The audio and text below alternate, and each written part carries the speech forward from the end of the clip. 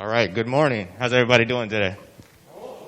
Well, first of all, I'd like to just thank you guys for coming in to our 7th ID Mentorship, NCO, and Warrant Officer Professional Development Program. This is something that we try to do every month in order to bring signal leaders together and actually share information, share experiences, and build as a signal team. So what we're going to do here is our guest speakers here, the panel, they'll go ahead and brief you guys on some things that are going on in the Signal Corps coming up in the near future or happening right now to kind of just inform you guys of what's going on and what future expectations you can expect to see. After that, we'll have an opportunity to field questions. So here in the audience, there will be a mic passed around. And as you have a question, please just stand up and somebody will bring the mic to you. For my audience that's out there on MS Teams, there is a chat function that you can go ahead and field your questions. Please start putting your questions in as soon as you come up with them. As we filter through them, we will push them to the panel and ask those questions to them. Are there any questions? No questions? Good. So let me please introduce you to our panel members. So starting off, we have the Signal Regimental Command Sergeant Major, Command Sergeant Major Darien Lawshea. We have the Regimental Chief Warrant Officer of the Signal Corps, CW5, Garth Hahn. We have 35th Signal Brigade Command Sergeant Major Corey Towns. We have 1st Corps NCO Academy Command Sergeant Major Demrick. We have 51st Signal Battalion Command Sergeant Major Allen. And we have 369th Signal Battalion Command Sergeant Major Lisa Gandy. Thank you, panel members, for attending today. I appreciate your time and helping put back to the Signal Corps. Thank you. Well, the audience is yours.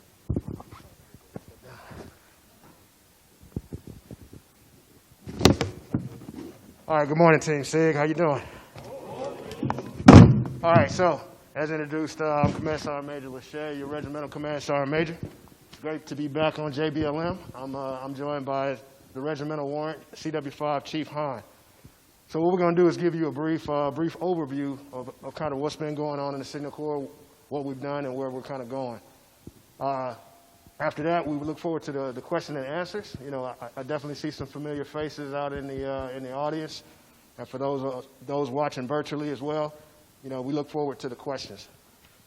So with that being said, next slide. All right, so we have the missions, priorities, and the roles that we serve as in the United States Army Signal School. So we kind of wear 3 different hats. So obviously the Commandant serves as the Chief of Signal, so that's maintaining our military history. You know, that's looking at the proponent aspect, which drives every MOS, the 13 MOSs in the Signal Corps, and driving the training and structure for the individual tasks in order for you to do your job. Taking on the role as a Commandant for training and education. So you're talking AIT, any PME, functional courses that are kind of out there, you know, your SBOLIC, Warrant Officer, again, full spectrum. And then we have the doctrine. Obviously, we're constantly updating the doctrine to reflect the newest and equipment that you all are working with. And it's a lot of diverse equipment out there, as you know, based on the different type of organizations out there. Next slide. All right, so as we go around in any type of formation, you know, at the end of the day, that maneuver commander or whatever individual you're out there supporting, you know, these are the things that we see that they want, that they want, and the message that we want to send. And that's leader, teammate, communicator. You know, being able to go into those respective organizations, understanding the culture that comes along with supporting those organizations, still being technically sound and rooted in doctrine. But the biggest thing up there is probably being a teammate. Whether that's your individual squad, team, and again, the organization you're out there supporting. Next slide. All right, so who we are as a Signal Regiment. So you see up there, 58,000 people. That's a lot of people across all 3 composts. With that being said, the majority of these Signal assets reside outside of Signal organizations. So that's important to remember. Whether you're serving in a BCT, Signal, a Signal battalion, or you find yourself out there in some of those organizations called the have-nots that don't have organic Signal equipment. Next slide. All right, so this is the schoolhouse structure. Obviously, you have the commandant, the regimental warrant, and myself. You have the proponent section, which again goes, that's who goes over all of your MOSs, enlisted MOSs, warrant officer, and officer MOSs, which is ran by the Senior Enlisted Development College. So for you non-commissioned officers out there, that's roughly a little bit over 400 instructor positions in the Senior Enlisted Development College alone. So just in case some of y'all come down on orders to be instructors, that's probably where you'll be working. Then you have the Senior Leader Development College, which primarily concentrates on, once again, warrant officer basic course, your officer basic course, as well as all of the functional courses that you may take, such as ComSec, Signal Digital Master Gunner, Joint C4 Planner, just to name a few. Then we have the RSTS, which we'll go into a little bit more in depth, our operations and our training development. Next slide. All right, so just a couple of initiatives on things that we've done versus where we're going. So with respect to our FA-26s, we started doing key panels to do selections. So we've updated the process and how we do that, and Chief's going to go into, in a later slide, on the force structure with respect to 255 Sierras. From the schoolhouse side, the implementation of foundational training. What that is the first 4 weeks, regardless of what your MOS is, you get a kind of a baseline and you'll learn a little bit about everybody's job. Nobody wants to sit there and necessarily say, hey, I'm just an IT person, I only work on radios. We have to evolve a little bit, so it's gonna start with that foundational training before you go into your respective enlisted MOS. So things we're working today. So we'll talk more in depth about MOS convergence, where we are with the VI transfer to public affairs, and the data workforce. And then with respect to leader development, we'll go more into depth about Project Athena in a later slide. Next slide. So the leader development programs. The main 3 that we're going to cover is obviously Project Athena and MOS convergence. Next slide. All right, so Project Athena. So the Combined Arms Center, CAC directed that Project Athena stand up, and what it is it's an individual development plan. It's very similar to what you have currently in ACT, but this is something that's going to attract you kind of throughout your career. It started with S. Bolick was the first one to roll it out, and now we'll start to see it in our warrant officer courses, and then for NCOs, it'll start at the NCOES level.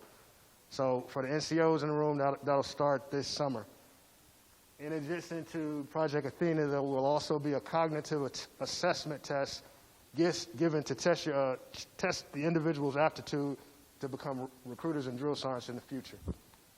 Now, this is a test that these non-commissioned officers, they really need to take it serious and try not to game it, because it could have implications on your career later on.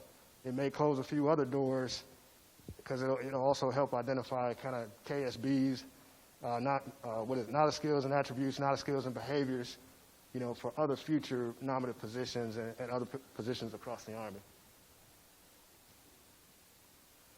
Next slide. All right, so phase 1 of MOS convergence. So obviously we have 17 MOSs, and the goal by the end of MOS convergence is to be down to 7. So this started with MOS phase 1, already approved.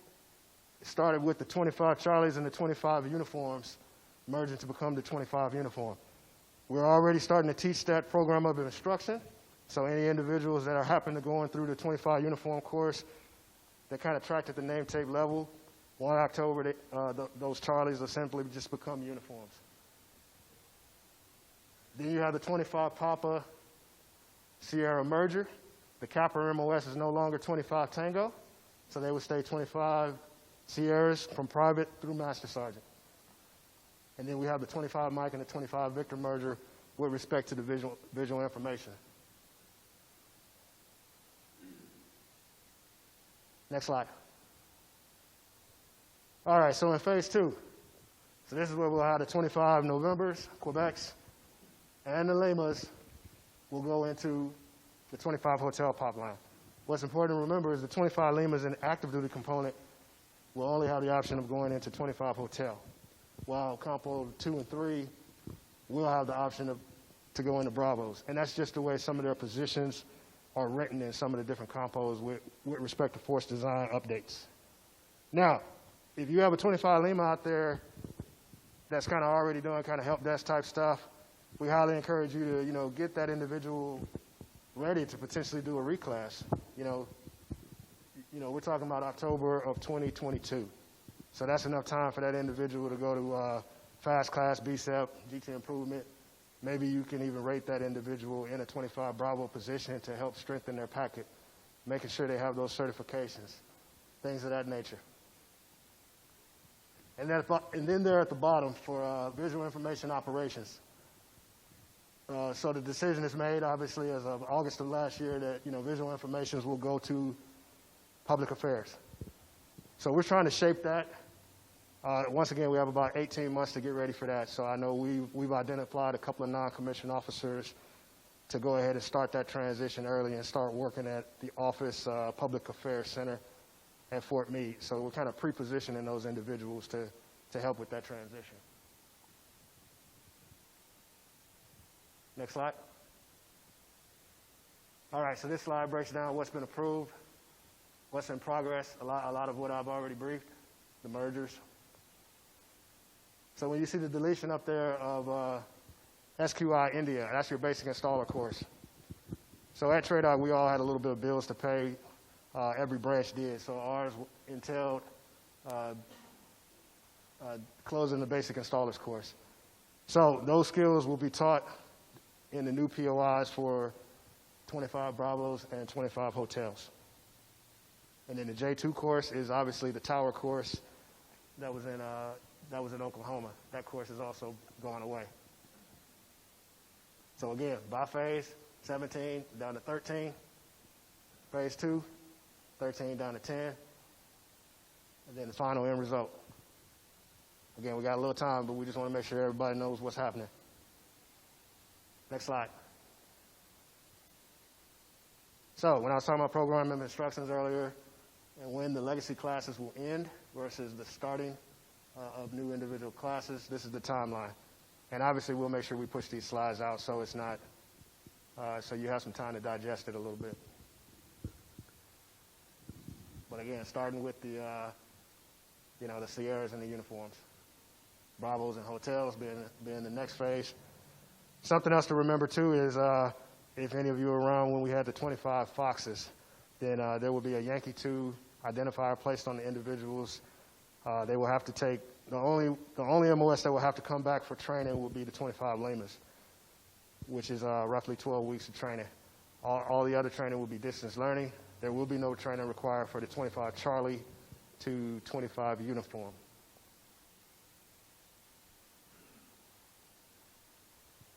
Next slide. All right. So up here we have the regional signal training sites. Some of them go by different names. I believe here is Courage University. So a lot of capability there. A lot of times the senior signaleers on that installation kind of drive, what's being taught at those particular regional signal training sites. So it's a little bit different in every division, but the requirements are different. Some of them are more industry certifications focused, where other ones might be more concerned with tactical radios.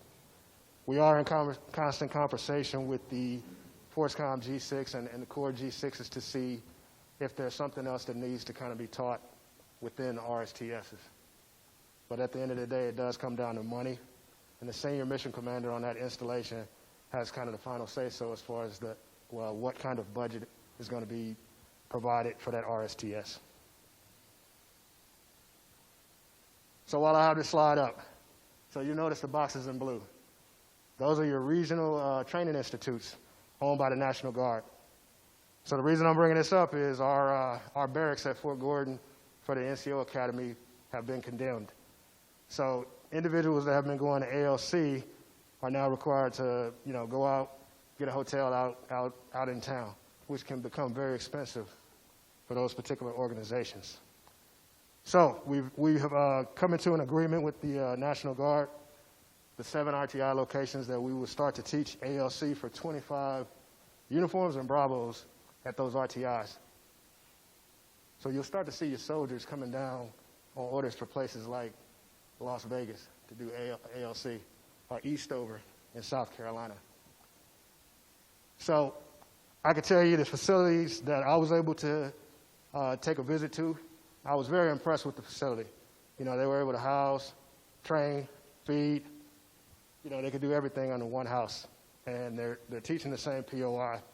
So I think it sends an important message that we're training we're training the same across all 3 compos.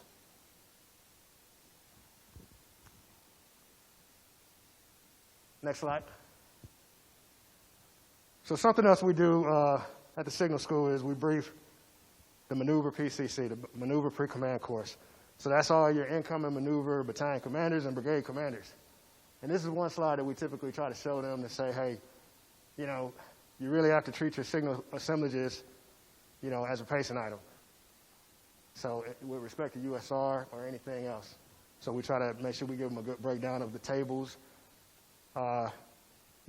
encouraging them to, kind of give them some top cover so you can do the training you need to, make sure that they're successful out there on the battlefield. We also briefed that to the Brigade Engineer Battalion commanders as well out at Fort Leonard Wood. So usually the ones that are already in position, they're already dialed in and understand the importance of it, but, we definitely get asked some questions by the ones that haven't gone into position yet, and that's okay. Next slide. Again, these are the training tables. I can tell you that, we're working hard with the CATS team there at the Cyber Center of Excellence to kind of update some of these tables and training. Some of them are very focused probably at the BCT where, there are some other type of formations out there such as the ESBs and even how an S5 team or somebody else might operate. So we need to kind of take a look at that and make some adjustments, but it's work in progress. Next slide. And this is mostly for the seniors in the room. Once again, CAC and Harder, the guidance they have given on how we will move forward. We're doing pre-command course with, obviously starting with your center of excellence, starting with that pre-command course first before you do 2 weeks at Leavenworth and the additional follow-on week for Sergeant Major prep. But now we have to go back in the system and provide, Sergeant Majors weren't going to this course for a while, so we have to go back in the system and kind of adjust our quotas to make sure we get after that. But this is what your battalion commanders and brigade command, signal battalion and brigade commanders are going through and the process. Next slide. All right, so let's talk a little bit about direct commissioning.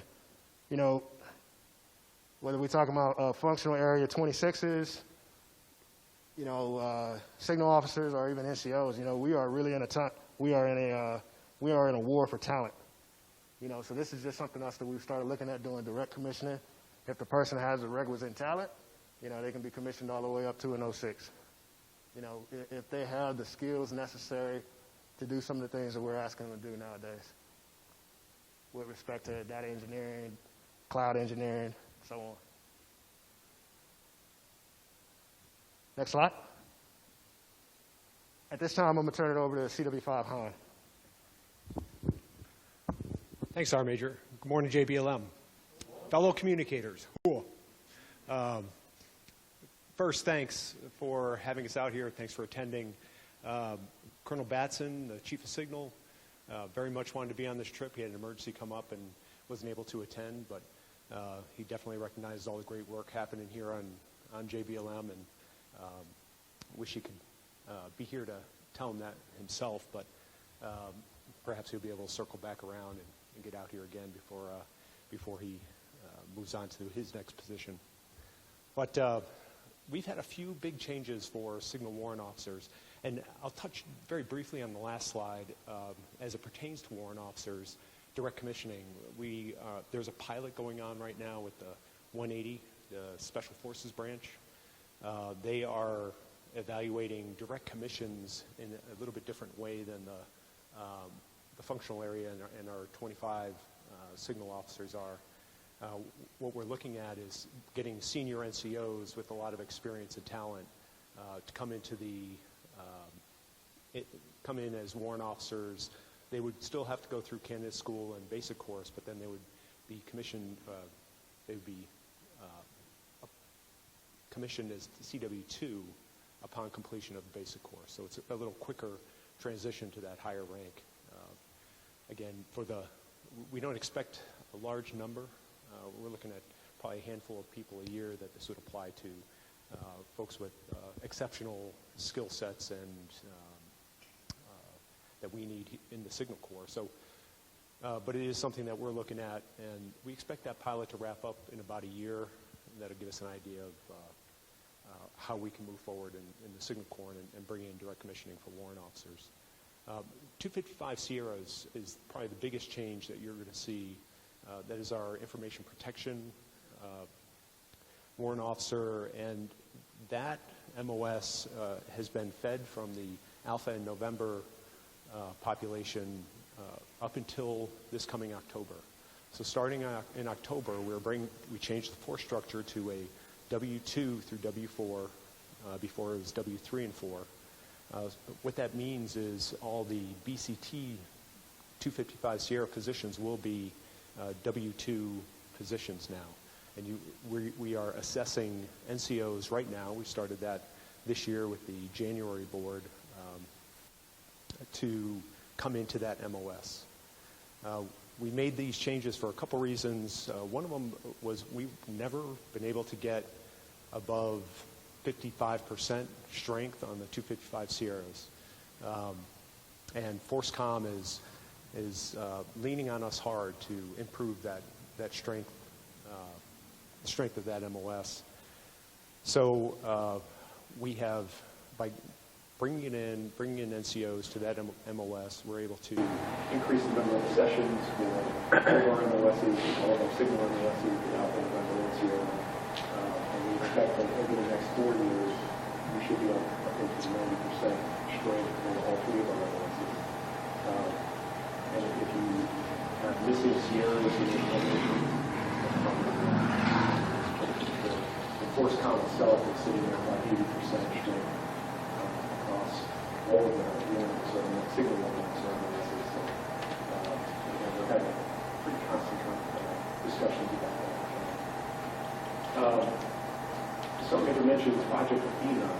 What that means for us as warrant officers is the branch is going to bring in a technical assessment as well. So right now, the Project Athena, as CAC envisions it, is going to be more leadership focused and different assessments given throughout the course to identify strengths and weaknesses of an individual. We're going to bring in a technical aspect of that to give the warrant officers coming through PME a better understanding of where they're at from a technical point of view, strengths and weaknesses. And then at the end of the course, after their IDP, and then bring that out into the field with areas that they can work on and share with their supervisors to refine those self-development goals throughout their career. Another CAC initiative is the PME review. We are exploring creating a warrant officer PME for each grade. So right now, it's from the NCO comes in with the candidate school, goes to the basic course, graduates, goes to a unit, may not come back for anywhere from 3 years to 8 or 10 years. So there's a very large gap there between basic course and advanced course. Under the CAT initiative, we have a W-2 course for warrant officers that go out into the field and come back to us after just 2 years, between 2 to 3 years. It can be a little bit flexible, but not too flexible. Right now, it's essentially up to the unit and the soldier to figure out time when that soldier can come back for advanced course. We're going to take it out of the hands of the commander and see how all see the walls. But the idea is that the soldier will come back, or warrant officer will come back as a W-2 after promotion, as a W-3 after promotion, and so forth through W-5. We believe that will help spread out the learning and enable us to fine-tune cadence speeds of the soldier that's going out into the units at that point where those skills are needed. So that's something that we're looking at now, and that probably takes effect in the 22 or 25 change. So if you're going to, if you're due for your PME, your advanced course, don't wait for this to happen. Unfortunately, we don't have advanced course in Las Vegas. But maybe we should. Get more people going. The rural site pilot is a DDA G6 effort to provide technical training to warrant officers. We're exploring the subscription training program at the rural site. Give a subscription to warrant officers for a year and let them work through with their supervisor on that, going back to that project Athena, and give them an opportunity to continue the training in the technical area. So, see, right now, because of the gaps between our courses and everything, we lack of really providing good technical training to our warrant officers throughout their career. This would be a good augmentation, we believe, to CAT plans with both projects.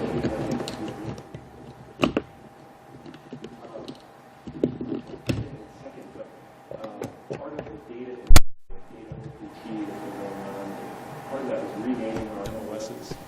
You see at the bottom of the slide the warrant officer rename. So we're looking at renaming our Alpha, November, and Sierra to align them more with where we believe the regiment is going for the data workforce. We expect data to be have a big play in the future, and we want to align our warrant officers, our FA-26s, towards that future now. We are inserting cloud data fundamental training and scripting into our warrant officer MOSs as we start to try and get after that. And I'll talk more about the warrant officer sessions in a couple slides. Next slide, please.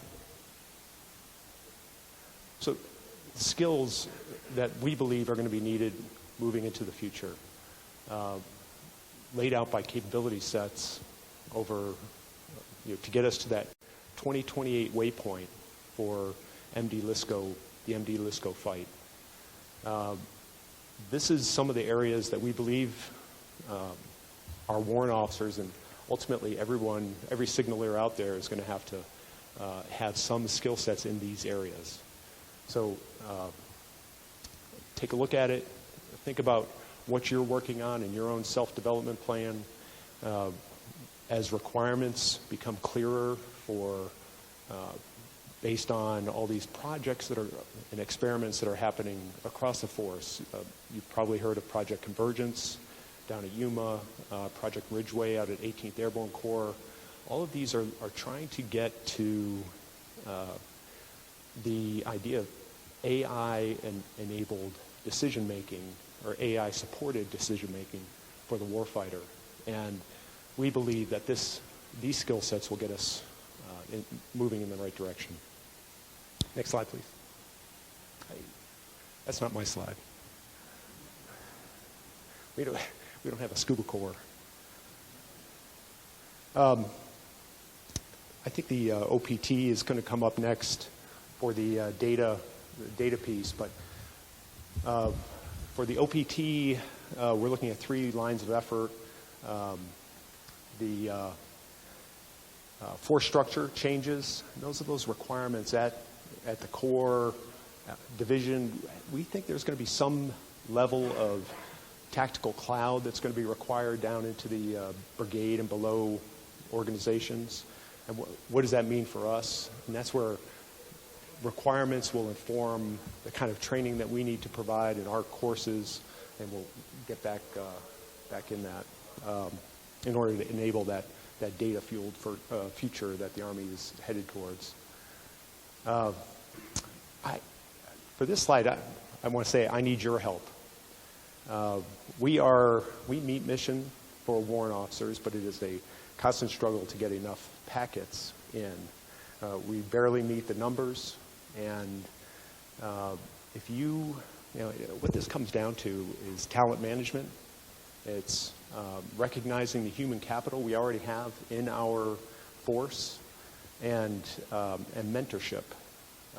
Mentoring junior NCOs and soldiers that you see that are very technical and want to stay in the Army and do technical things.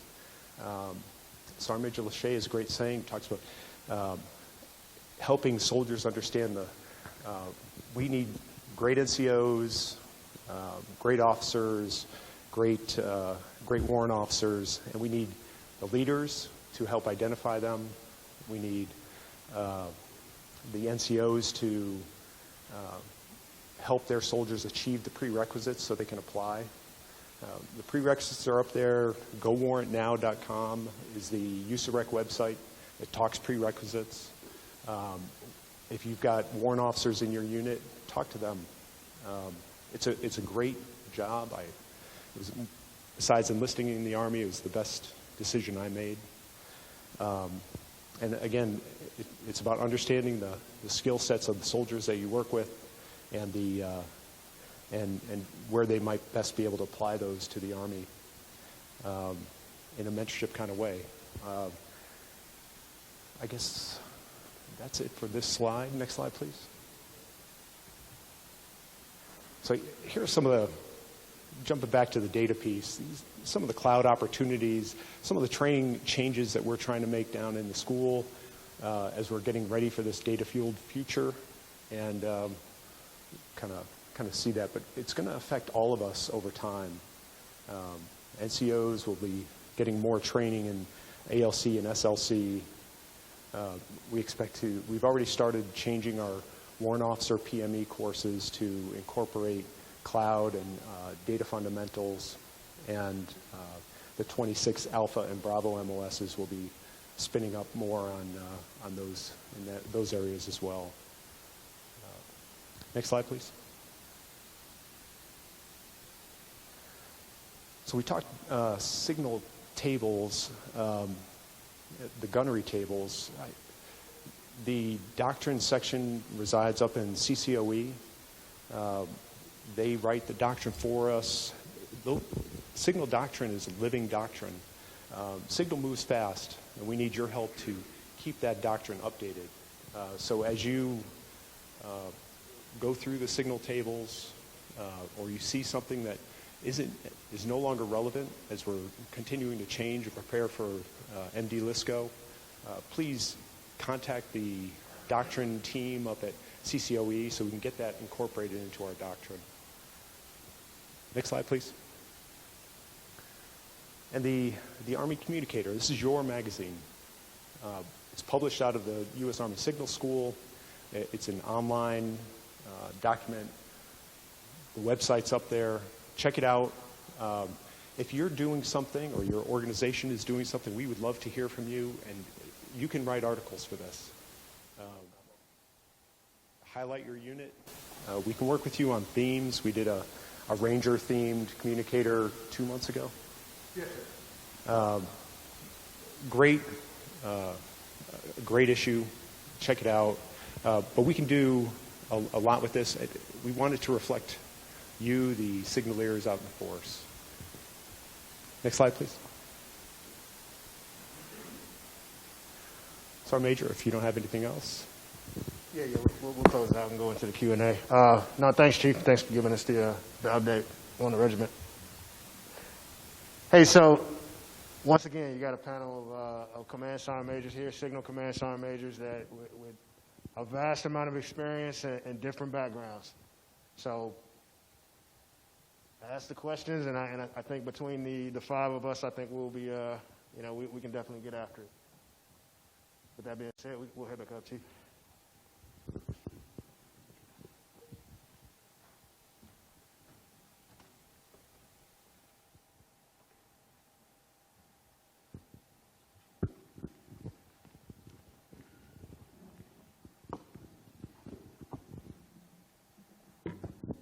Good morning, sir. Sergeant Majors. Sergeant First Class Koenig, 51st CSB. Regarding on one of the earlier slides, there was a brigade and battalion S6 staff course, and I was wondering, is that course offered to Compo 2 and 3, and is it a potential for that to be a distance learning course? So it is offered to Compo 2 and 3. However, like any course, it's driven by a quota. So as long as they're coming to the table when it's time for the SMDR, which happens once a year in September, so we can have predictability on who's going to be in that course. But it is offered. Roger. And how long is the course, Sergeant Major? 2 weeks.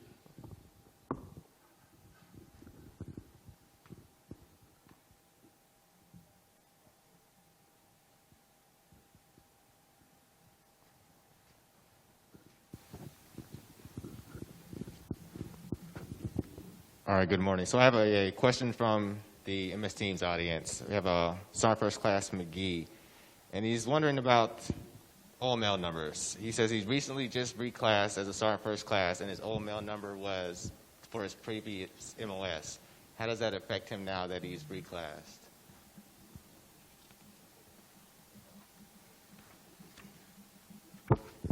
State the last part of that again. I didn't hear that. So he was originally a different MOS as a Sergeant First Class, and he reclassed. He got an OML number, reclassed, and now that he's Signal, how does his OML number probably affect that in the future? Okay, so the OML is a living thing, So when the board happens, obviously they're going to rack and stack everybody, but that does not necessarily mean your number stays current. Somebody can potentially jump you in line if you don't meet all of the prerequisites necessary to move to the next level. Another thing to keep in mind is if that he went into a new MOS, you also have something out there called the MOP score, which is your manner of performance. And that's a tool that HRC also uses in making decisions on assignments as well as driving numbers for NCOES. And that's also available if they reach out to their branch manager and just ask what their MOP score is. And then you use that in conjunction with your OML number, which is on ACT. The MOP score is a score of 1 through 5. 1 being far ahead of your peers, 2 slightly ahead, 3 with peers, 4 slightly behind, and then 5 is 5. Roger, thank you. Another question from Staff Sergeant Daffin. It says, good morning, Signal leaders. Are there any plans in the future to add an ASI for Signal Digital Master Gunners?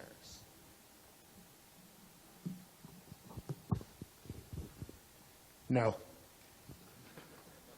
So here's the thing. The Army has a lot of ASIs. They have a lot of SQIs right now. What would be the benefit? I mean, the same way somebody has Combat Lifesaver, you can look in the system and kind of query, if you're looking if somebody's doing kind of the alligator arm and not raising their arm to say, hey, I'm qualified in this particular skill set. But it doesn't need to be an ASI. Now, again, you can, based on your paragraph and line number, you can kind of write knowledge, skills, and attributes into that line number. And again, that's going through your force design update managers. And if you're in a force comm unit, obviously that's, they have to be on the same sheet of music across all of those divisions. And then the same thing if you're in NetComm or serving somewhere else, if that makes sense. Now, while we're talking about Signal Digital Master Gunner, in the past, some divisions were able to run that through the RSTS, but once again, it's all about the focus of that particular installation and what's a priority. Now some of the things that will be added into that course also as well. I know we're getting ready to do the CPCE. We're doing the new equipment training and fielding for that as well. So that's looking at going into the Master Gunner course.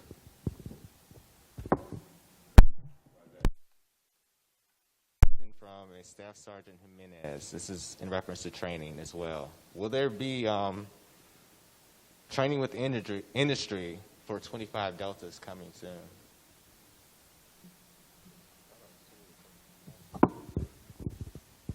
So right now, and of course, Deltas, there's a lot of competing requirements, obviously, with, you have Software Factory out there right now. I think 18th Airborne Corps is standing up Project Ridgeway. So the only enlisted training with industries that we have right now, we have Cisco, which is, we've primarily been sending the 25 Bravos, and then we have Harris with respect to the 25 uniforms. I could tell you that we have very low numbers with respect to packet submissions. There are some future opportunities that could come about if we had the support potentially to support it. But as we only get a handful of packets every year, I just don't know how long we'll be able to sustain it. We've actually tried to align some of those positions. I think the latest one was with Harris. One of those training with industry positions will be aligned against the SFAC. So they do a year up at Harris in New York and then be assigned to the SFAC to kind of share those skills. Okay, Roger. Thank you. And speaking with 25 Deltas, 25 Bravos, a question was fielded by Sergeant First Class Lawrence. And his question says, with the difficulty of keeping TSI accounts and getting people trained, is there a plan in the future to relook at how the training is done for ComSec custodians? Meaning, if I'm a new ComSec custodian, I have to take those 2 courses. But if I've already taken one of them, do I have to go back again and take the whole thing all over again? So that's correct. So we did away from doing the 2 separate courses to now we have the MGC course. So the good news is it's only 3 weeks, but the bad news is, yes, you have to come back and do the training. Roger that. Thank you. Got a question from, just a second.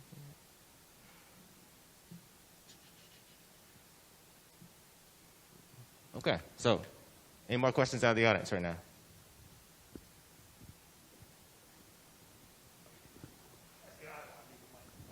Hey, Chief. Been a long time. How you doing? Too close? Is that good? Hey, last time we spoke, about 2 years ago, one of the things that we discussed was retention at the senior levels of the warrant officer, specifically retirement age. It looks like it's still trending that it's more difficult to retain warrant officers due to the competitive nature in the civilian sector. Have you guys been any more proactive in finding solutions to figure that out? So we're exploring a couple other branches who have identified the same problem, have instituted bonuses for retention typically at the 20 to 23 year mark. So we're looking at how those have worked for those branches and considering if they're appropriate for us. At the moment, we're strong enough at the highest ranks in the warrant officer. Our problem is more at the W2, W3 level. But we continue to watch that and monitor, and we'll go forward with it if it's necessary. Roger, thank you, Chief. I have another question for you, Chief. Will there be cloud-based training and certification opportunities in the schoolhouse for 255 Alphas, Novembers, and Sierras? Yes. We've already included cloud fundamentals in the 255 Alpha. We're expanding that to November and Sierra. We believe all MOSs, all our MOS will need to understand cloud in a fundamental way. And then we're also including data fundamentals into the 255 Alpha. We're renaming the 255 Alpha as a data operations warrant officer. And that is, as I said before, to get after that doing what needs to be done regarding the data future that we believe the Army direction, which is direction that the Army is headed to meet the 2028 requirements. Roger that. Thank you, Chief. Another question we have. With the convergence of the MOSs, is there going to be a drastic change or a slight change in the MTO for certain units? For example, the signal companies down in the BEBs where they're not authorized as staff sergeant. Is there a potential to have that position added or changed in any way? So we're in a no-growth situation for the Army. So the only thing that'll change is the letter, but the authorizations will, roughly stay the same. Now, just keeping in mind that there are a few other new shows in town. So with us standing up the ESBEs, we're taking those battalions that were 460 authorizations down to about 374. Then some of those authorizations have been appropriated to other places. So, again, that comes back to enhanced NetOps capabilities, and now that we have the, multi-domain task force, I2Qs, things of that nature. So it's just been rebalanced. But down in the signal company, roughly looks the same. Thank you. We have a Master Sergeant Parks has a question. This is referred to U.S. Space Force. Apparently there was a potential for requesting for 25 series to transfer over. That was initially. He hasn't heard anything lately. He says, is there anything in the pipelines or any word that you may know of that opportunity may present itself again? Yeah, so with respect to the 1 Charlies, the 53rd Satellite Control Battalion, they have a little over 500 authorizations. Of those, the green suitor positions that are 1 Charlie are 302 personnel. As we have conversations with SMDC, roughly probably about 65 to 70% of some of the current serving 1 Charlies have expressed an interest to transfer to U.S. Space Force. From a schoolhouse perspective, as we've met with SMDC, we had to have the discussion of the future of teaching the ASI 1 Charlie course. We are the executive agent for SATCOM, so all branches of service come to get training from us. So most of them have a C2 node there in Fort Gordon, so we've kind of had those conversations with Space Force with respect to how they looked at that. The decision to cut them to cut them over actually starts with October of this year. So you'll start to see some of those individuals that are on orders to either currently at Colorado, some of those individuals will come down on orders. There's been some discussions at the highest level of the Army on delaying that. I can't tell you where that is today, but a request has been submitted to delay that action somewhere in the realm of 12 months. There's a lot of other things that go into that. Support agreements with governmental agencies to include some of our partner nations. So it takes a little while to kind of put some of that stuff in motion. But Space Forces, as today, it looks like it's going to happen. So. Roger that. Thank you. This is another question for either Chief Hahn or yourself, Sergeant Major. Will artificial intelligence and machine learning become part of the warrant officer curriculum in the future? And he asked that question is because he feels that with the future of 25 hotels and most of them coming from 25 Novembers, will they both receive that type of training as well? So for the warrant officers, we don't know. That I think I mentioned requirements before, and I think that's where we're still trying to figure out, and the Army's still trying to figure out exactly what that will entail, what kind of work is actually going to be done, what KSBs are required for the positions, and we'll work that in. We are committed to inserting emerging technologies, cloud, data, and AI into our program. What that looks like really remains to be seen. It's going to be driven by the requirements of the operational force. Since you specifically mentioned 25 Novembers, a lot of times it comes down to machine learning, AI. Where are you working at, and what type of workforce are you working on? So depends on where you work is where I would say that. And the level of experience needed.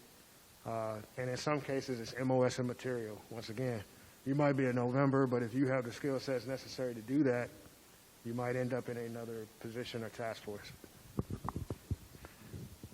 Roger that. Thank you. I know we asked the question previously about adding ASIs. Another question is will there possibly be an ASI for ComSec custodians? No. So here's the thing with ComSec too, and I know we had the 25 Deltas doing it for a couple of years, and that really put a strain on our Delta population. So now that it's reverted back to the 25 Bravo, it helps a little bit. But I can tell you, I was always a fan of, if the training was available, once again, send any MOS so you can kind of build up your team. And once again, using those knowledge, skills, and attributes necessary to put that right person in there. And sometimes that requires an MOS mismatch. So. Roger that. Do we have any more questions from the audience? This is an opportunity here, guys. Take it.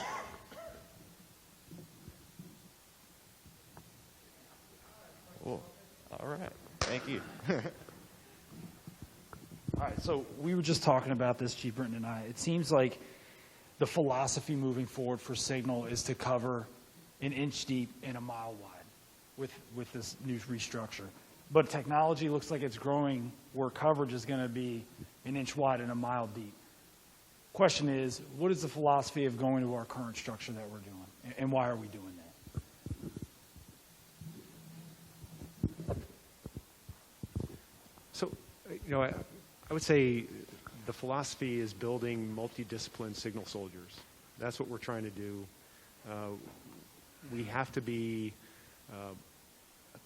we have to have skills across multiple disciplines in order to make this future fight happen. LSCO is a different kind of fight than we've been in for 20 years.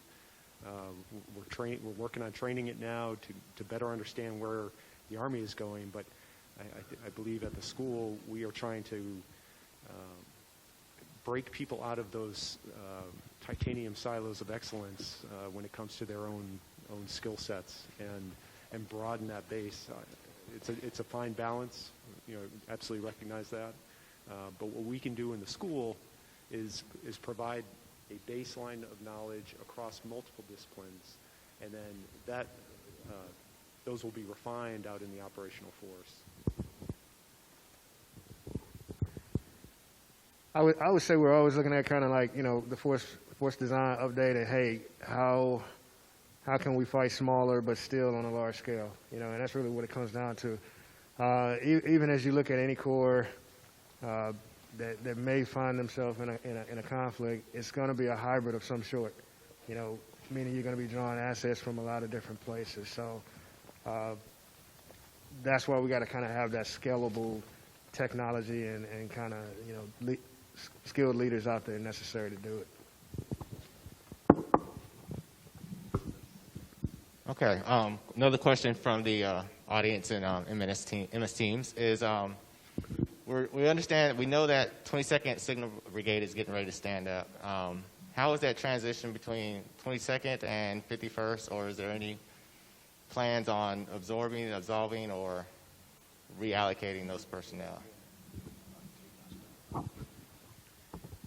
Hey, say good morning. So, first of all, I think as part of that is understanding the history on kind of where we are here with 22nd standing up. And so to our right, Command Sergeant Major, at the far end is Command Sergeant Major Lisa Gann is the incoming 22nd Corps Signal Brigade, CSM.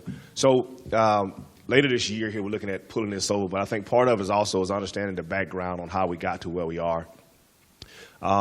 We talk about large-scale combat operations, but I think it's also important from signal leaders to understand, what is this Gap 15 is all about. And I try to put it in a real layman's term to explain it to a lot of people. I just say a couple years ago, the Army kind of did an AAR themselves on how prepared we were to be prepared for large-scale combat operations. And so what it boiled down to was equipping our TTSBs to kind of transition over to the core signal brigades. And there's more to this, but as it relates to 35th transition to 22nd, or part of 35th going over to 22nd.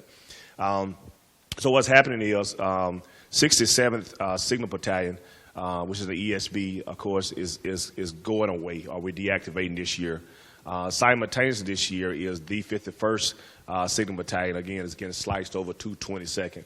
The concept of that, one is, or the construct is going to look like now for a TTSB is no longer 4 ESBs, right? Remember that the ESBs were built for the have-nots, but now it's going down to a smaller scalable operations here, right? So in Team 35, by the time we finish this year, what you're going to look at is a core headquarters.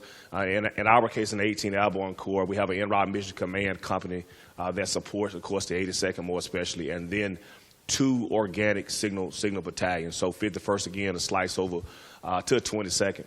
But it's going pretty seamless now here. I have Command Sergeant Major Allen here, and Lieutenant Colonel Joe Phelps is the commander for 51st, and a lot of transition and talking been happening between the battalions and the brigades. And I think that's pretty much on glide path. 51st will be that initial build pair. Who the other folks would be, I don't think we just know yet. That's kind of more on the regimental side. But that's in place, and it's moving along pretty well. Sergeant, you got anything to add?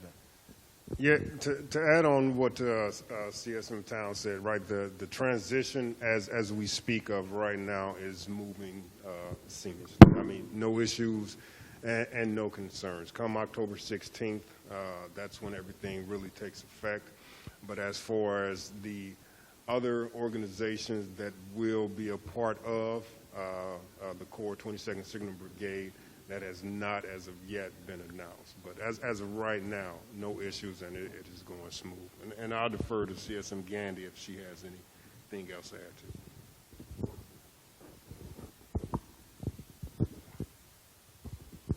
So my battle buddies pretty much covered everything when it comes to transitioning 22nd Signal Brigade, reactivating them. I am working in close conjunction with Sergeant Major Towns and Sergeant Major Allen to make sure that we do make the transition 51st as seamless as possible, and also working with Sergeant Major Lawshea to make sure that we stay in the conversation of what the other Signal Battalion will be. But as of right now, we're still in the planning process, so it's ever evolving. But super excited to activate 22nd Signal Brigade again.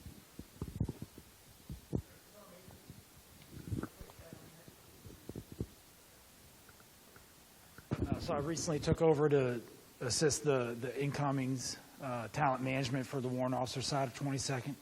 I'm getting a lot of questions because it's not in the marketplace of the description, what can be expected, what the mission is. Would you mind adding to that if you know, please? So actually, I just got notified about 2 weeks ago. So the only person on ground here at JBLM that is working the planning right now is Lieutenant Colonel Lloyd.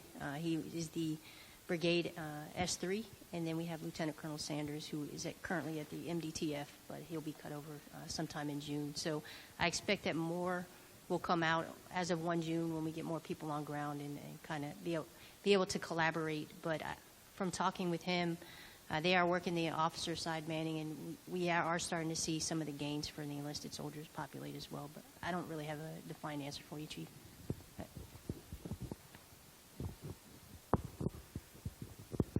So again, going back to the Gap 15 piece on, going from a TTSB to a core signal brigade. So again, it's an enhanced net ops capability as well. So your net ops section is pretty robust. That's going to work hand in hand with the First Corps G6, and that's kind of how they're going to maneuver the fight. That commander's net ops in support of the G6 in support of the CG's fight forward as potentially a CJ flick, if that makes sense. So you already know it typically breaks into three kind of major C2 nodes that it will have to be supported with a backbone, and essentially supporting up almost like if you had to do a theater type fight, then you're looking at becoming a JNCC. So and you understand what that looks like. Yeah, backbone support probably coming through, you know, regional site, your RCCs, as well as, you know, envelopment with the unit hub nodes, you know, if I had to think about what the focus is going to be out here in the Pacific. So that's what they'll kind of be tied in on. So another thing, obviously, you know, it's going to be, as we make all these key upgrades, I mean, and again, especially from a warrant officer perspective, it's going to be key to, you know, the roles and relationship with NetCom and kind of using those hub nodes and step teleport TCFs and all of that as well. They need to make sure that they're kept in the loop and in the conversation on both sides. So everybody has to be able to talk. 35th's done a pretty good job at kind of running this concept, as well as 11th. 11th has got pretty good AARs coming out of their last major exercise as well. So it's going to be important for all of these core G6s to continue to talk. I mean, and I would just tell you, you know, the G6 S6 is kind of the center of gravity right now with respect to the maneuver force. If you're talking about an ESB, you're talking about the team leader. You know what I mean? So those are kind of the focus areas. Does that kind of answer your question? It does. Okay.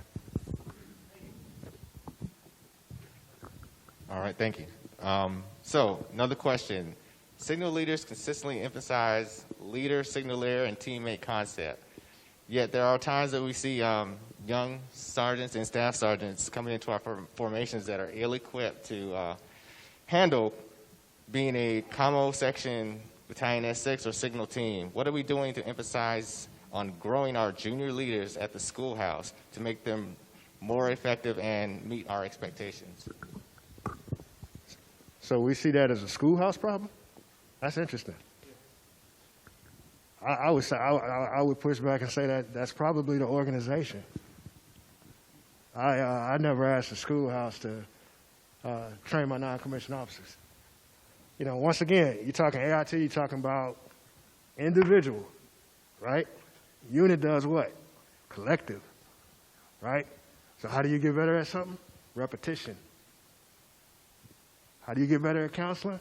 Make sure you counsel people. Maybe you need to run a team leader course in your organization. I don't know. But do you have anything to add on that? Or? So I mean, you know, you hear that question quite often, right? You know, how are we getting after that? And I mean, I'm just going to echo what Command Sergeant Major Lawshea says, and as I can talk about what 35th is doing. And again, I'm saying 35th specifically because it becomes an organization problem. And what I submit to leaders is to understand, don't just be the commo soldier, but understand what signal is and how you as a leader must be able to articulate that to your maneuver commander, right? First of all, it's 3 domains in which we train upon, and everybody understands that, right? It's the institutional domain, right? We have the self-development domain, and then it's the operational domain. I'm going to tell you that 75 to 80% of your development as leaders, regardless of who you are, as a non-commissioned officer, warrant officer, officer alike, it happened with your OJT at your individual unit. So now, as it relates to the ESB concept, for 35th, we've standardized how we train across the brigade. Because the reality is an ESB is an ESB. You can call it ESBE or whatever it is, but the concept on how these folks deploy is in a team concept. It is centered on the non-commissioned, it's centered on the team chief. So now, here's Towns grew up a 31 uniform, right? Now it's important that that team chief, whoever it is able to nest with that S6 and have those type of conversations. But they got to start with home station training. That's the only place that it starts. The onus is upon the leaders, right? It's the one that's to understand what your commander's priorities are. And then how do you, as non-commissioned officers more specifically, how do you get after those initiatives to support those big 5 or big 6? But it's absolutely not a schoolhouse problem. We got to think about this for a minute. When we talk about AIT, and let's get this elephant out of the room here now. When you talk about AIT and why folks can't come from AIT trained, I would submit to you to go to Verizon or wherever it is and buy a phone, right, and see what can it do? Well, it can do the basic stuff. It can make a phone call, it can receive a phone call, but when you go into your app store, you go and you download all your different apps and you make it conducive for you. So irregardless, you could never train a soldier at AIT to fit your mission set at 101st, at 10th Mountain, at 3ID, at wherever it is, at I-Corps, or whatever it is. You're going to have to do that. It's home station. So I would ask this question.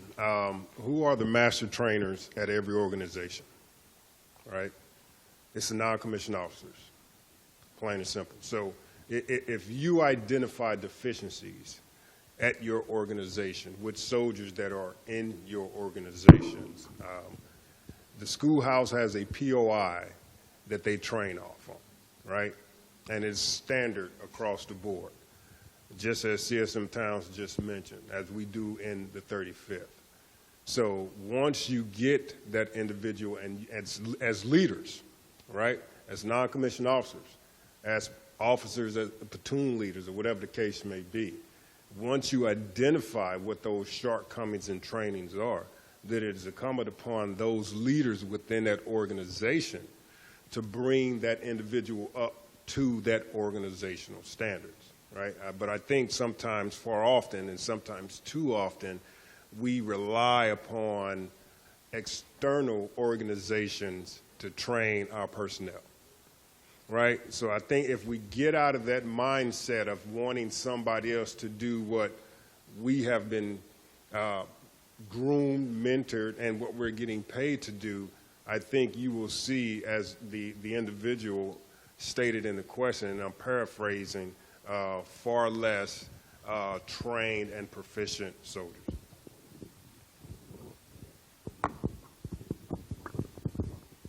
Yeah. Hey, so here's what I would add to this conversation. I guess you all push some buttons up here, right? You see how passionate we are about this. But so as the commandant of the NCO Academy on JBLM, it is unrealistic for you to expect that when your soldiers come through BLC and they graduate, they are expert sergeants when they come back to your formation. That's just an unrealistic expectation, right? And it's the same thing with BLC, ALC, SLC, MLC, all the way up to the sergeant's major course. So what those courses are there to do is to provide you with a general awareness of the things that you should be putting into your the self-development domain to start figuring out, hey, what do I got to do to be the best leader, the best signal leader that I can be, okay? And I hear this a lot. Hey, what are we doing to make sure that our team leaders, our sergeants and staff sergeants, are able to do what they're supposed to do? I don't know. I'll tell you what the problem is. So who's responsible for the professional development and training of sergeants and staff sergeants? So we're responsible for 2 levels down, right? So is it really a sergeant, staff sergeant problem, or is it a senior non-commissioned officer problem? Because our platoon sergeants and first sergeants are not out there training their teams like they're supposed to be, and in turn, we have sergeants and staff sergeants who don't seem like they know what they're supposed to be doing because the senior NCOs haven't taken ownership and figured out exactly like what these other sergeant majors are talking about. Hey, what's your mission requirements? What are the things you're supposed to be good at in order for this organization to execute its mission day to day? So whoever asked that question, and there's probably a lot of us asking that, I would first say, hey, take a look in the mirror and ask yourself, what are you doing to solve the problem, before you start pointing the finger up here and saying, hey, sergeants and major, what are you doing to train our sergeants? Hey, just take a good hard look in the accountability mirror and ask yourself what you're doing first before you start pointing the finger anywhere else. That's what I would say.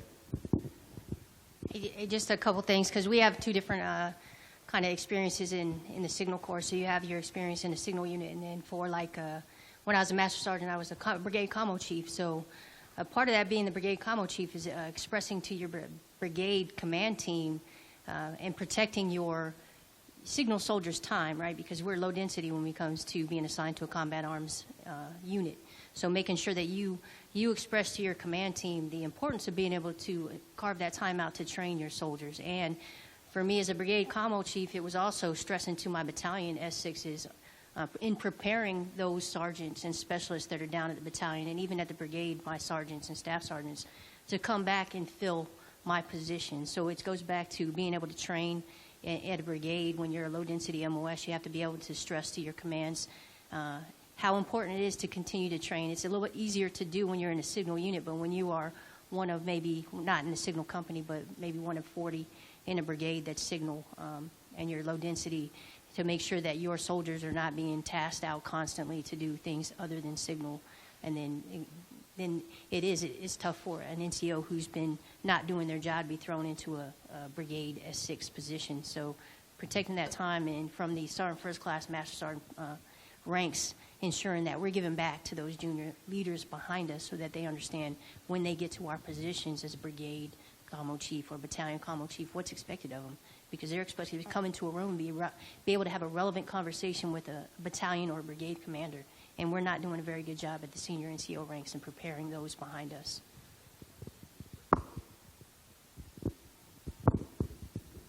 Yeah, I think everybody up here on this panel is pretty passionate about it. And I think that's, at the end of the day, it's because we care. I think somewhere in the slide deck it said I should talk about time as a battalion commo chief.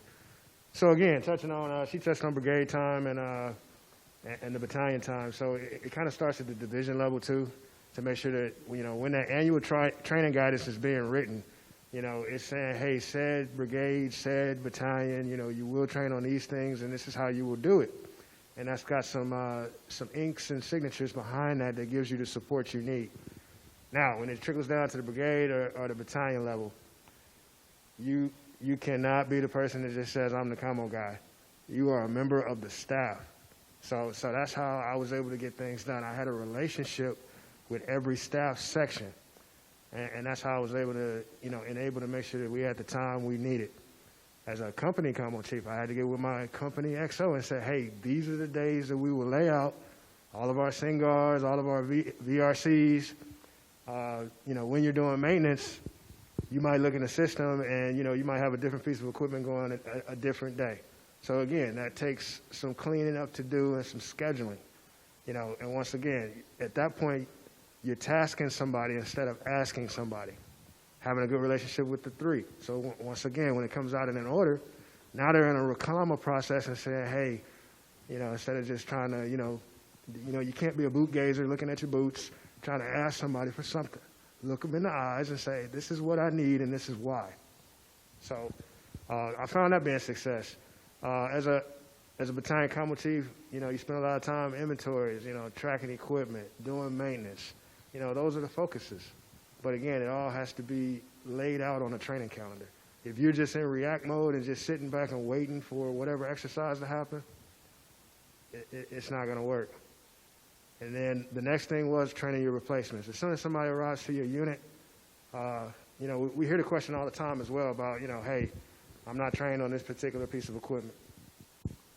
As a 31 uniform, my first duty assignment, you know, I went to the combat engineers. And the first thing they asked me to fix and troubleshoot was a mine detector. Are we teaching mine detectors at Fort Gordon? But as a commo person, hey, you get asked to troubleshoot a whole lot of different things. So you got to be flexible. So what do? You pull out a manual. You know, you read that manual until you figure it out. There may be a non-commissioned officer there. There may not be. But if you are a non-commissioned officer, hey, you should be right there with your soldier trying to figure it out. So, what else? Anything I'm missing there? All right. Yeah. I just don't want to be left out on this this incendiary discussion. You know, from a warrant officer perspective, the NCOs are absolutely critical, obviously, for training their teams. Warrant officers can support that training by helping NCOs better understand the technology and the tricks and tips behind running their systems, making sure that's documented, supporting all of that training activity within their unit. And sometimes warrant officers need a little training themselves. As probably 20 plus years ago now, as a young W1 showed up at 44th Signal Battalion in Germany, sitting in the S3, I relied on some of the great NCOs in the S3 section to help fine-tune me on the mission of the unit and what needed to get done. And we've got one of them sitting up there, the lone civilian in this crowd, Mr. Scott Pauley, who working for CCOM now and has probably already supported a lot of what you've done. But Scott, love you, brother. And I just want to use that to call him out. But training's important, and we need our warrant officers supporting the NCOs in that technology aspect to help them be better trainers for their teams. Yeah, at the end of the day, it is a team effort. I mean, it comes down to, you know, whether you're in FORSCOM, you're in TRADOC, everybody's going to play a part. But at the end of the day, it's still taking care of those soldiers that you're directly responsible of. Sergeant Bodemark has a question. Good afternoon. My question is for Command Sergeant Major Allen and Command Sergeant Major Gandy. With 51st transition, can we expect any new signal equipment that we currently don't have within the battalion?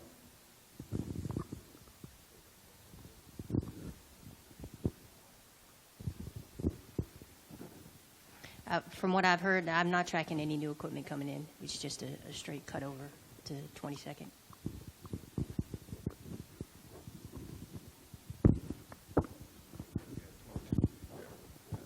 Yeah, so FY22, we will be reflagging as the ESBE. So we will be receiving new kits, and I think it was the Regimental CSM talked about, you know, normally how we're usually at 460 and we'll slice down to roughly 360 plus. But yes, that will come with new equipment, but later on down the line.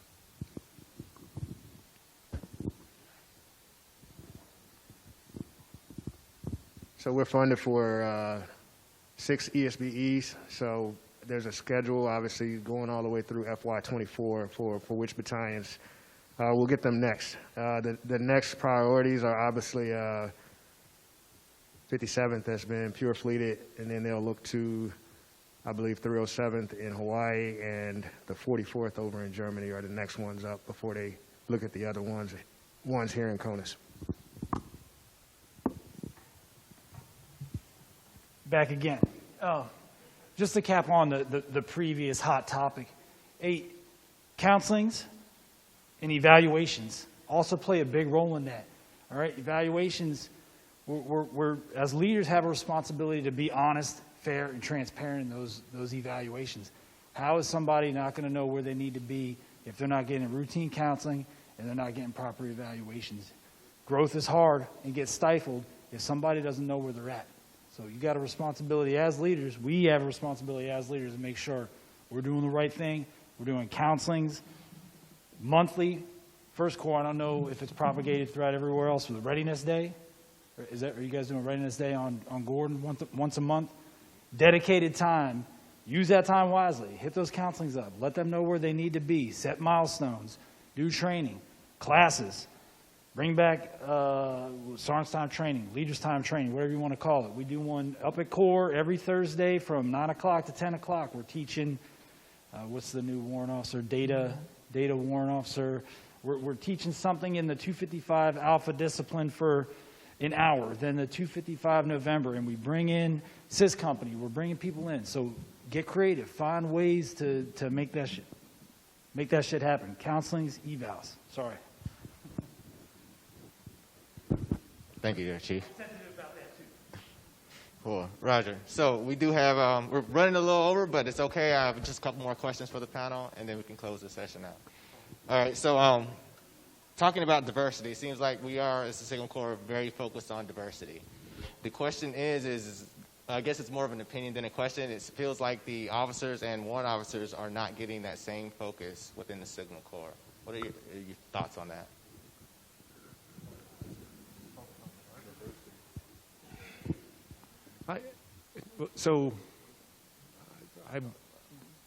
I would say that that's not true when it comes to PME. Our officers and warrant officers have opportunities within the courses to discuss that. Diversity, inclusion, and equity plays a big role in everything in all training everywhere, and we're certainly undergoing that in our courses right now. Roger that. Thank you. Another question that we have, what are your thoughts on developing an MOS proficiency test that tests individual soldiers and NCOs to pass before being considered for promotion? Some of our sister services as well as Intel are actually doing that practice. So that question's come up a couple of times, but I mean, it's kind of stayed at the discussion point that it hasn't been it hasn't been paneled or anything of that nature. So again, you got to remember, we're about the third largest branch, and we have requirements. We're going to hold people to the standards, but that could also take us in some different directions. Once again, once upon a time they had Spec 5, Spec 6s, and Spec 7s. We just have to be careful to say, hey, if you are a leader, if you're a sergeant, staff sergeant, so on, there is a leadership requirement that still come within technically competent. So just something to think about.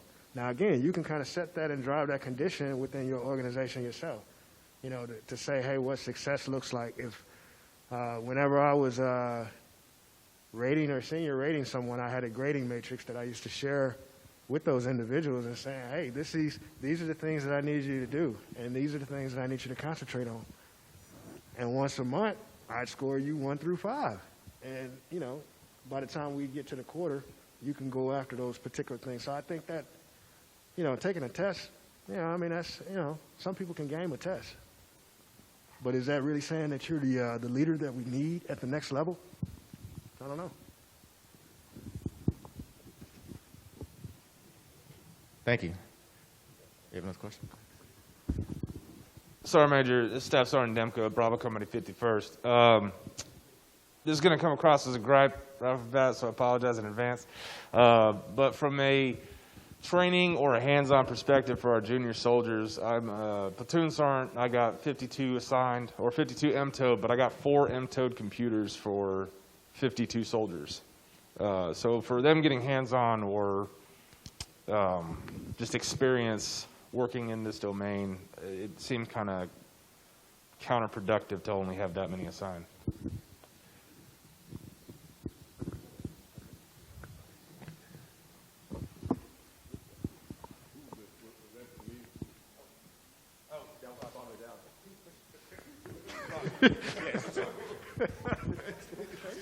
I think you should get more computers, man. Ironically, the battalion commander is sitting back there. He just wrote that down to have our S6 shop order more computers. So, right. So, yeah, I understand that. And, to be honest with you, a lot of places I've been, especially being in the ESB, you got more soldiers than a lot of equipment. You got more soldiers and not enough equipment, especially for the things that we're constantly asking, especially at the platoon sergeant level, to do. So, we're always taking a look to see how we can do that, right? And not to just give you any BS answer, right? But we have been looking at that, and we have identified that a while, that is an issue that we have, and we're working it. Is that good enough, Sergeant Demko? Right, Sergeant Major. Okay. Cool. So the other thing I would tell you, too, and I know I'm assuming everybody still has a leader's book, but we would have something in there called agencies that could help. So if you're operating, you're speaking only on what's available to your company. Then you need to look at the battalion, or are there labs that you can go to on the installation, but kind of go into that kind of level of leadership to try to figure out how do we get to yes.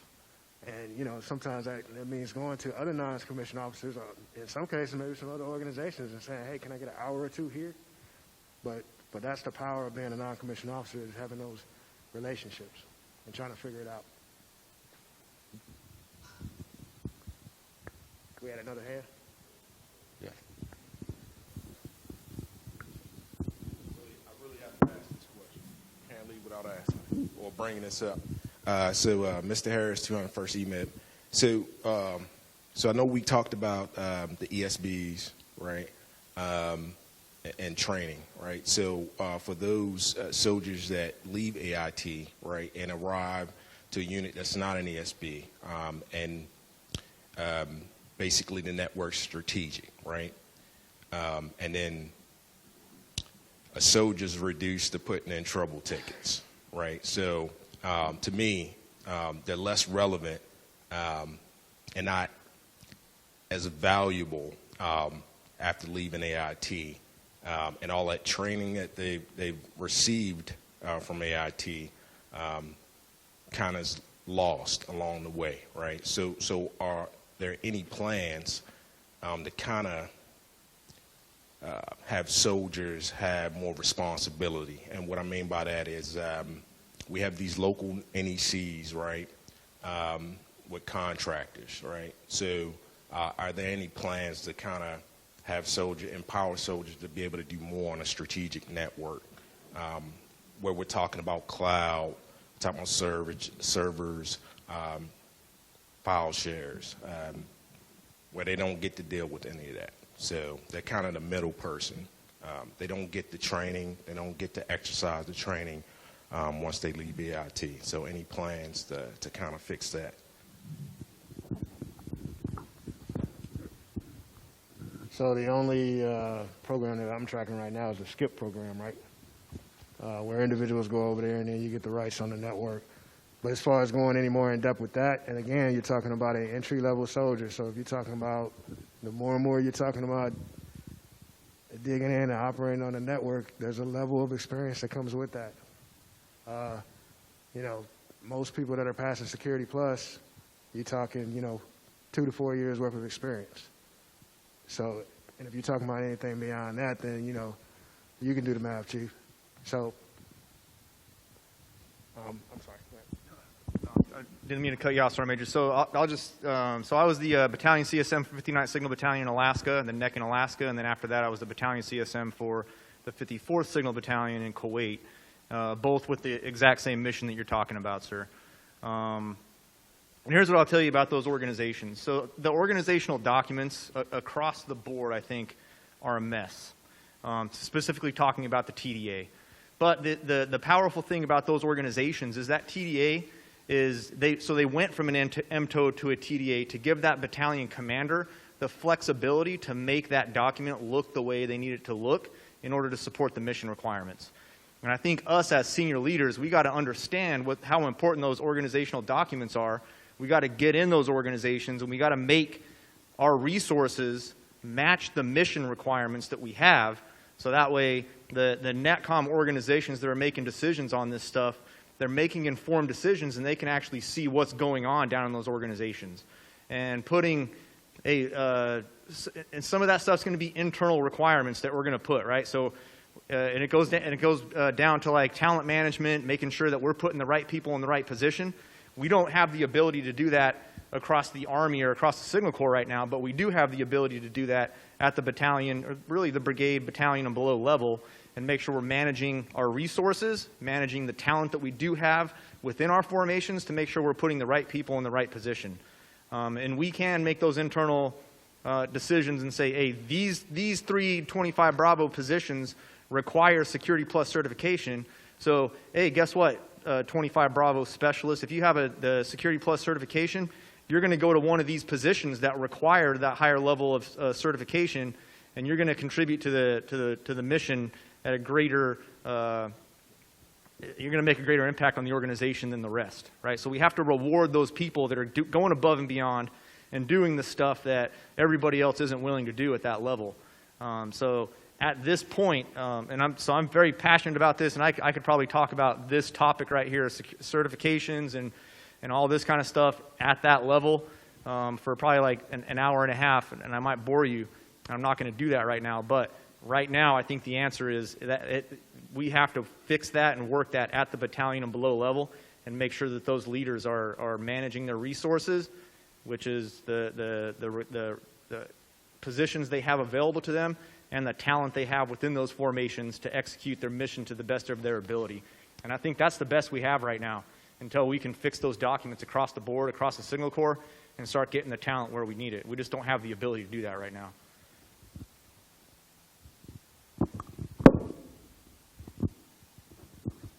So to add a little bit further to that, so I would tell you again, your question stems around one word, and it's leaders, right?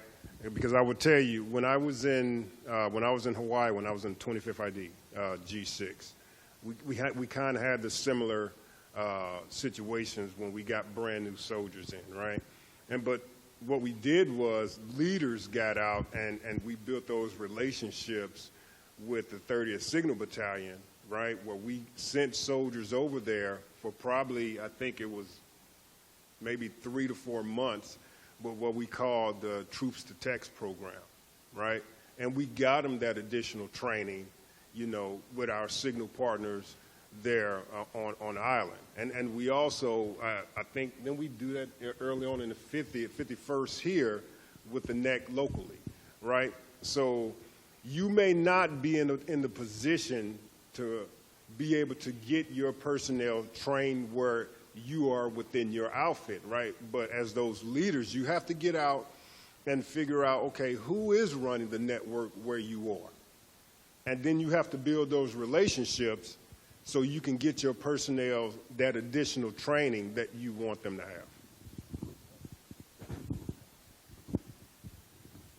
Roger that, thank you. So this will be our last question. I know we talked a lot about the transitioning of the Signal Corps, and I believe you highlighted that quite well. The question is what advice would you give Signal soldiers here, Signal soldiers that are listening on MS Teams, what they can do to stay relevant?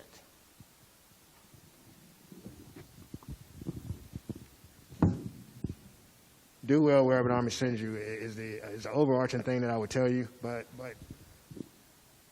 again, take advantage of the relationships and try to know as many signalers and signal leaders on every installation. Now, we're going to share those experiences with you as far as giving you career advice on where you should go to try to broaden you so you don't continue to return to the same type of assignments. Depending on what your MOS is, you know, as we start to go into these marketplaces and as IPSA comes online, you know, try to get a little bit out of your comfort zone. You know, so if you spent your entire career in ForceCom, let's try to look at some other stuff.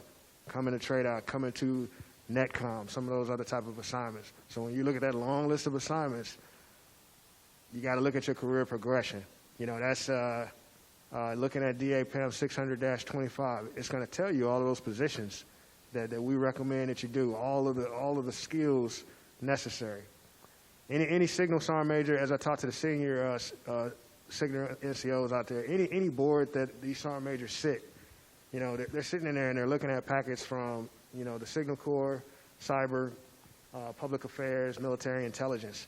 You know, so that's who you have to compete against. You're competing within Signal with respect to the numbers needed to get promoted to the next level, but then you also need to be willing to jump out the box, think outside the box and be willing to go to some of those other type of assignments.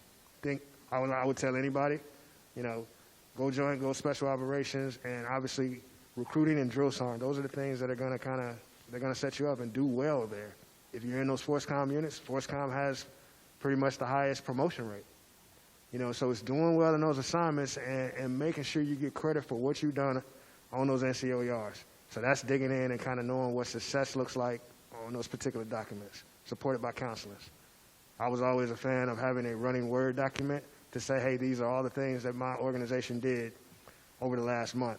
So when it came time for my evaluation, I can hand that over to my rater and say, hey, here's a reminder. Y'all have anything you want to add? Hey, so just a few things, and I know everyone can give their assessment of it, but this is just towns. I came up with 31 uniforms just as well. And so I would submit to you, number one, I think you need to bloom wherever you're planted at. You know, you can't control where the Army sends you a lot of time, but once you're there, I think you got to be the difference, right? You change the atmosphere around you. I'll often you give a LPD on the thermostat versus the thermometer, right? And the thermometer kind of just measures those things that are around it. So if it's 65 degrees outside, it's, the thermometer will read the same. But I challenge folks to become that thermostat, right? And the thermostat is so much different because, once you set your thermostat to cool, and the moment that it goes 1 degree above whatever it's set at, you can change the conditions instantaneously. And so I submit that to leaders, to be that thermostat. Number two, as like the regimental said, is don't be afraid to be different. I can tell you, as a 31 uniform, I didn't come to a pure signal unit until I came out of the Sergeant Major's Academy in 2013. First time I ever had been in a signal unit. And so what does that really mean? For those of us that don't necessarily get the opportunities to be maybe in the NetCom or whatever those rims are, the TTSBs, right? You become the ambassador for the Signal Corps. And I tell folks, man, you got to be more than paragraph number 5 in the operation order. Right? You got to be able to nest with those maneuver, those supported units, that they know what you bring to the table. And I think the concept is how do you get to the yes? You're not talking about, hey, this is all we got, this is what we bring, this is what it is. When you talk about transformation of what the regiment is doing, it's because we want to stay relevant. We realize that, hey, the MOSs that we had of 17 enlisted MOSs and 11 of them being in the signal operations were long gone past the time that we kind of set them up to be, and we had to become transformational, right? Because you become important because when your customers ask for you, and how do you keep your customers, ask for you? And then finally, in closing, hey, learn signal. Learn signal.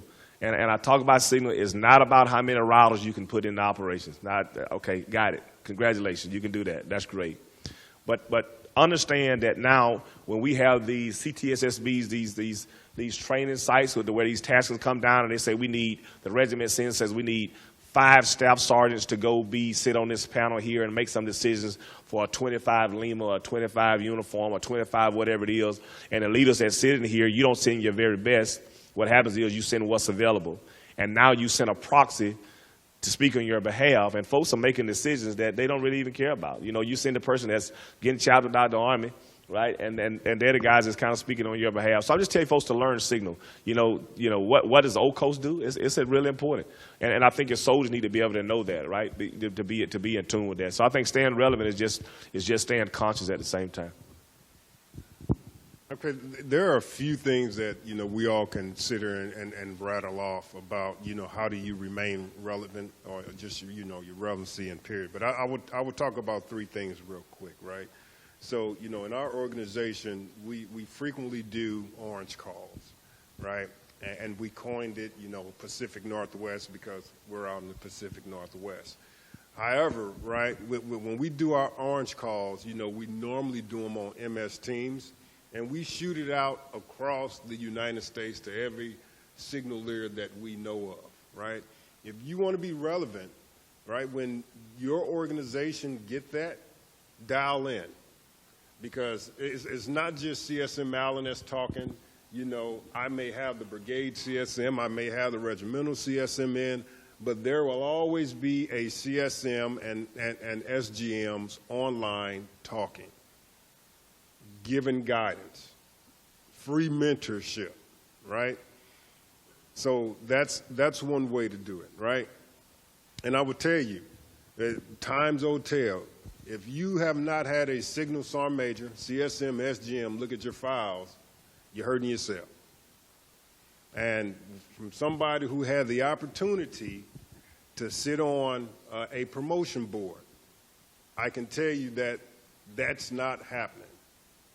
Because I looked at a lot of files, and I knew for a fact that a signal sergeant major did not look at those files, right? You're hurting yourself. And lastly, if you really want to stay relevant in whatever you're doing, whatever that job is, do it the best you can. It doesn't matter what that job is. You should be knocking it out the park better than anybody that has come before you and possibly anybody that may come behind you. Thanks.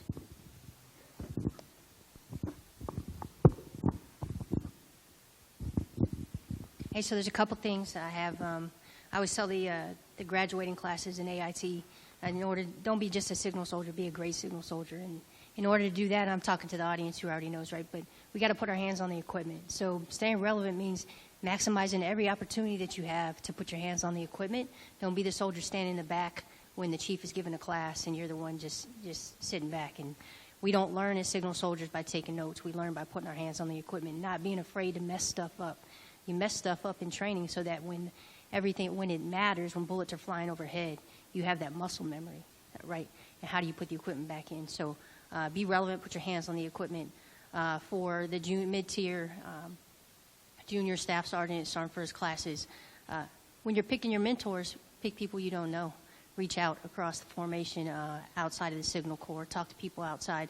Building those relationships is important, especially you're going to go in and out of ESB, ESCs, into combat arms units. You got to be able to be relevant wherever you're at. And so picking those mentors, being able to not just pick mentors who you know are going to give you good feedback, but honest feedback, right?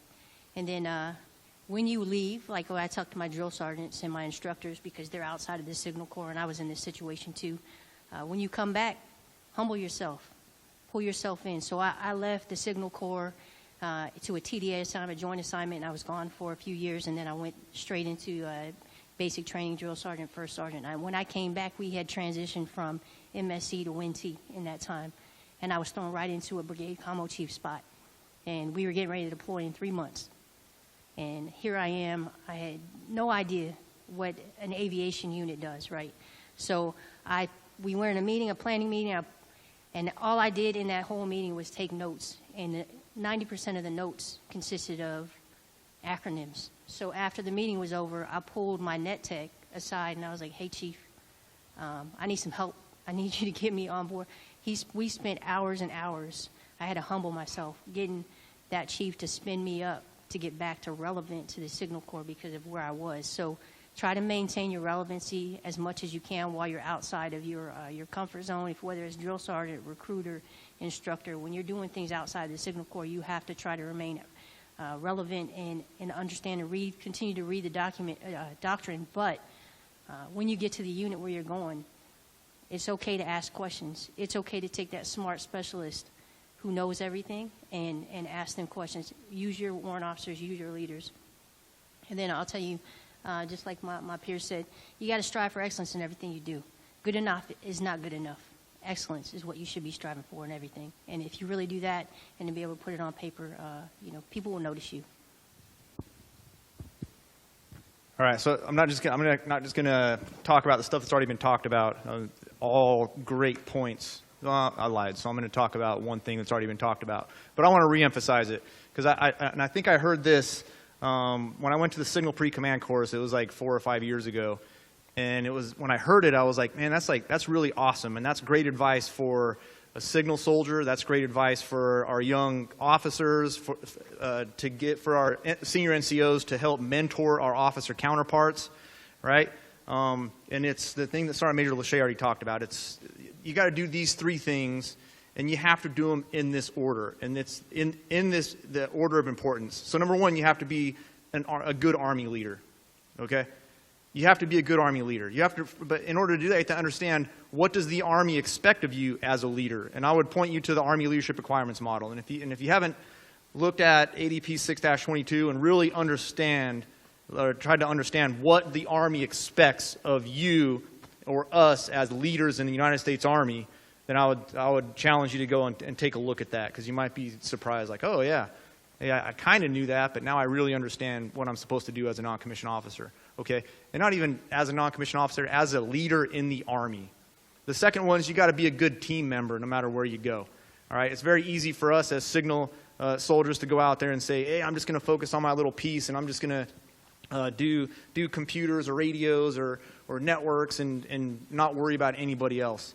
But in order for you to stay relevant, you have to understand what the mission of that organization is and how you tie into that mission and how you can help support and make the execution of that mission happen to the best of your ability. All right, and then lastly, in the third, you have to be the best communicator that you can be. Okay? If you don't do the other 2 things, you're never going to get the opportunity to prove that you're the best communicator in the organization, because no one's going to take you seriously. If you're not a good Army leader, hey, if I'm in a combat arms organization and I'm not good at PT and I'm overweight, guess what? No one's ever going to take you seriously to let you prove that you're a good communicator. Because before they want you to be a communicator, they want you to be a good Army leader, they want you to be a good team member, and then they want you to be a good communicator to go out there and do your job. All right? And then the other thing and everyone has talked about this, but I'm going to go into a little bit more detail about it. So do the hard jobs that nobody else is willing to do. If I'm a staff sergeant, there's a sergeant first class position. Don't be the one that's like, oh, I'm not getting paid as a sergeant first class, I'm not going to do that job. Hey, what better way to prove that you're ready for the next level of responsibility than to successfully serve at the next level of responsibility? Okay? I'll tell you right now, there are people that are going to be like, hey, I don't want that job. Okay. If nobody wants the job, that tells me, hey, that's the job I want, right? Because that's a challenging job that I'm going to be able to go in there and make an impact and make a difference. All right? But when I go into any position at any level, I need to do these things right here. First, I need to do an assessment of my team, my organization, and I have to do that initial assessment, right? Once I do that assessment, and probably the most important piece is I have to accept that organization or that team for what it is. Whatever it is. It doesn't matter what it is. Once you've done your assessment, you have to accept it for what it is. Okay? The next piece, hey, figure out how you can make it better. Figure out how you can make it better. Hey, you got your starting point. Hey, got it. This is where we're at. I've accepted it for what it is. Now I'm going to come up with a plan. I'm going to figure out where we need to go. We're going to come up with a plan how to get from point A to point B. And then the last and probably the most important piece, I know they're all the most important piece, but they are the most important piece. Don't try to make your team or your organization something that it's not. Okay? I've seen that happen way too many times where leaders come in to an organization they're not familiar with, and instead of adapting to that organization and try to make that organization the best it can be, they go back to their comfort zone and they try to make the organization something that it's not because they don't understand the organization for what it is. Okay? Don't be that leader that's trying to force an organization or a team or something to be something that it's not, and it will never be, because all you're going to do is frustrate yourself and you're going to frustrate your team, and it's just not going to be good all around. So that's what I would say. And then the last piece I'll leave you with, don't sit around and wait for people to train you how to do your job. All right? And just like we talked about up here, you have a lot of resources here. And myself at the NCO Academy, I'm the easiest person to find on the installation. When you come in the main gate, I'm the first organization on the right-hand side. If there's anything that any of you need from me, please don't hesitate to reach out. I'm here for you, and I would like nothing more than to sit down and do exactly what Sergeant Major Allen was talking about and go over your records. You have Sergeant Major Allen, you have Sergeant Major Towns that comes here very often, and in the near future, you're going to have Sergeant Major Gandy. So please don't forget about the resources that you do have at your disposal. I'm not going to chase you around, but I will tell you this, I'm available and I'm ready to assist if you reach out and ask me for your assistance. That's all I have. So relevance for a warrant officer, be an expert. Be an expert in the kit that you have in your unit, and then share that expertise to your leaders, your peers, your subordinate teams. Reach out across the organizations. JBLM is a great place. It's a microcosm of the kit that is being fielded across the Army. You've got it all right here. Strikers are going to get ITN in the next couple of years. We have Inc. 2 units. We have Inc. 1 units. You have an SFAB here. There's a flavor of kit here on JBLM that is pretty unique. And so take advantage of those opportunities to work with your fellow warrants and NCOs across these organizations to understand where the Army is going with the smaller, faster kit as the ESBE gets fielded. 51st gets fielded with the ESBE kit. That will make you more relevant to the Army as a whole. And then keep a focus on the big picture. You obviously have to understand your unit's mission, but understand the mission of the organizations that you support and why they do what they do. That'll make you more relevant. It'll allow you to give better advice to your leaders and provide solutions to the problems that we're all going to face now and in the future. No, thanks, Chief. Thanks to all the panel members. So obviously, us as your leadership, as the regimental warrant, the commandant, and myself, we're going to give you that strategic top cover.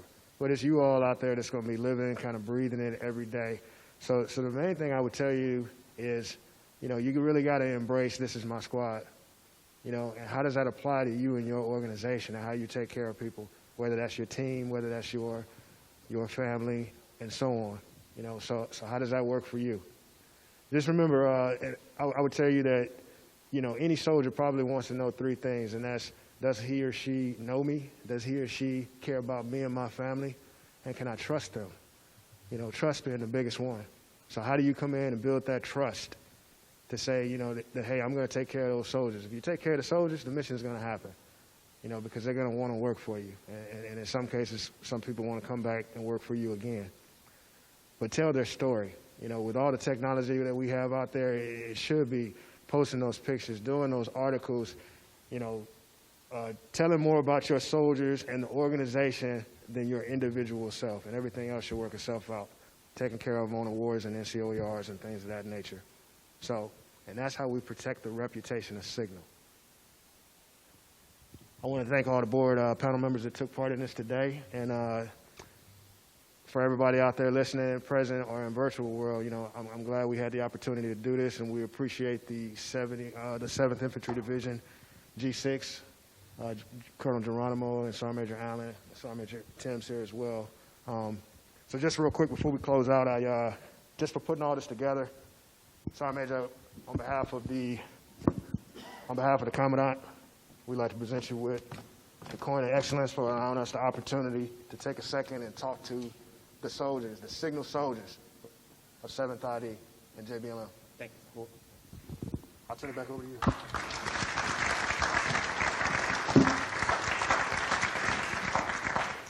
Roger, thank you, Sergeant Major. Panel members, I appreciate you taking the time to come down here and share your experiences, your knowledge with us. It is greatly appreciated.